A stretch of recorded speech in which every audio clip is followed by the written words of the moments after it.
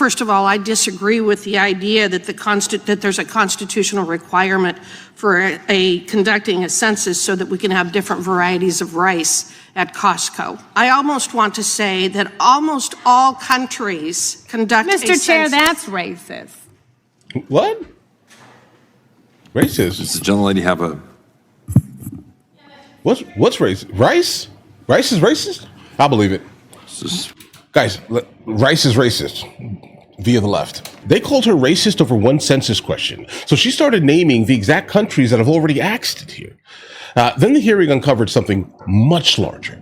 First of all, I disagree with the idea that that there's a constitutional requirement for conducting a census so that we can have different varieties of rice at Costco.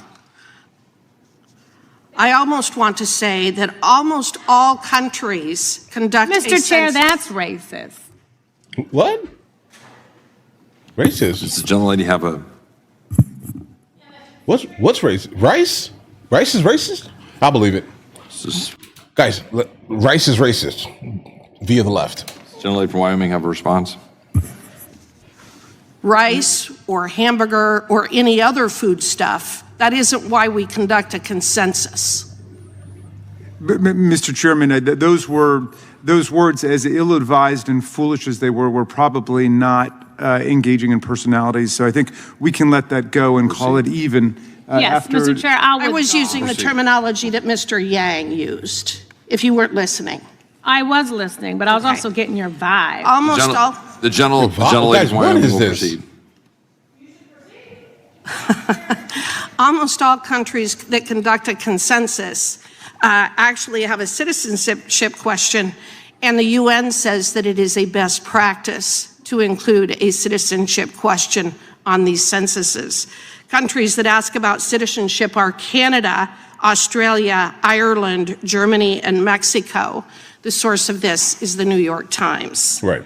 Mr. Mayfield, I'd like to focus on the Census Bureau's decision to utilize the differential privacy methodology for the first time in the 2020 census.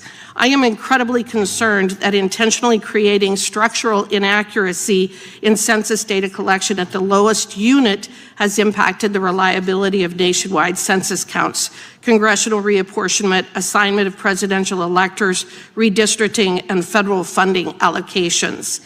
In light of these concerns, could you briefly explain the steps that the Census Bureau took when adopting and implementing this differential privacy within the 2020 census? To put it in shorthand, Congresswoman, this was done at the civil servant level without any legal opinion being obtained.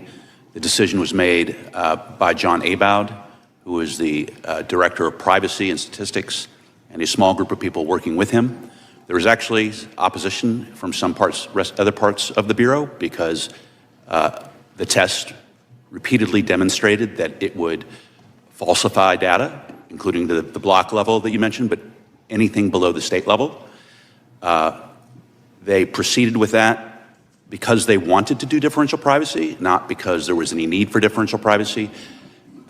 Data swapping, which was the method used in the previous 3 censuses, had always been adequate, and to this day, there is still no problem with it. There's a 2023 study by researchers from Harvard, NYU, and Columbia that finds that data swapping is just as good as differential privacy, but it doesn't alter the data. There was no reason to do this. Now, to give you an example of just how bad it is, again, this is post-use of differential privacy. That study found that the use of differential privacy, for instance, if you had 3 Hispanics on one block, could create a variance anywhere in the state of 0 Hispanics or 6 Hispanics. In other words, a 100% difference either way. All of the data, as Mr. Miller alluded, below the state level has been subjected to differential privacy. Because of the way the algorithm works, it's a top-down algorithm, none of the data can be released in unaltered form. You cannot actually get the results of the survey. You can't get the real below numbers, the state guys? level. So you may know there are 9 million people in Indiana, but you don't know how many people there are in Muncie. You don't know how many people there are on Mayfield Street in Muncie. They cooked the books. And they did so intentionally. Is that a good way of describing it? That's what it looks like. All right. So they didn't follow the Administrative Procedures Act. They didn't put this out for notice and comment. They didn't solicit information from people, from statisticians or economists or even states or local governments about how best to do the census of counting their people, as to do as Mr. Yang says, which is to know how many people live in our country. They didn't do any of that? It's even worse than that, Congresswoman, excuse me.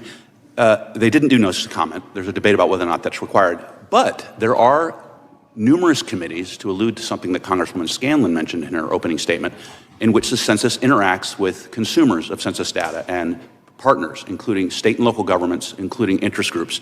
Every single statistical group objected to this by letter. Every single state, the National Conference of Legislatures, objected. Maine objected. It's a blue state. Utah objected, a red state. The city of Alexandria, just across the water, very blue, objected. Maricopa County, very red, objected. The House Progressive Caucus, they were right, they objected. The Mexican American Legal Fund, they objected. The Native American tribes objected. Everyone knew, it was well known that this would not work.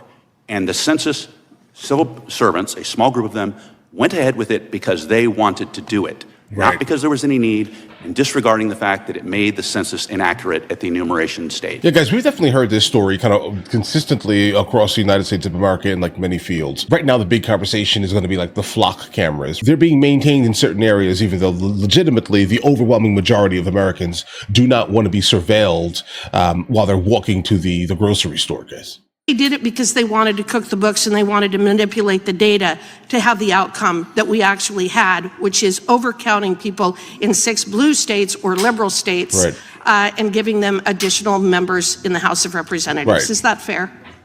That's exactly what that is. If I might yeah. respectfully disagree with that poor part. I do not respectfully agree. Period, because that's exactly what it sounds like here. If there's more population, they get more seats, they get more of a say, kind of over specifically what some of the lesser populated red states basically are here. Guys, we have an electoral college for a reason. And that's basically set up to make sure that the overwhelming bulk of ideology, let's say this year, that generally proliferates in like these gigantic cities here does not overwhelm the people in middle America here. So if they understand that that is in fact a thing here, it seems like that may not be 100% exactly why that has happened, but it seems like that could easily be a reason for it to have happened. I believe it was done out of professional pride because there was an obsession with using differential privacy. Several other speakers have alluded to the use of internet data and supercomputers, which is what John Abad mentioned. Congress does not exclude the use of outside data. If anyone here wants to grab census data and buy something from the internet or buy a credit card company's data and combine them, that creates no violation. There is no problem with doing that. Section 9 of Title 13 bars only the disclosure of personal data. In other words, your census form that you filled out for your house. The errors that have been attributed with respect to the number of people are based on post-enumeration surveys. In other words, the census does quality checks after the census, but those are models. They are not themselves enumerations, and they are no good or no better than the models and the data that's put in them. There are errors after every census that are believed. So what you do is you use that data to try to focus your next census and all your other data collections to make sure that you don't miss other people, that you don't overcount them. So it may be an educated guess that some states received more people and some states received fewer, but it is a guess. And it is certainly no better than the modeling that the people in the Bureau did. Okay, and I know that I am out of time. What I hope comes out of this hearing, however, is that we have solutions of what Congress can do to make sure that these inaccuracies are addressed and that we never have this kind of a mess again.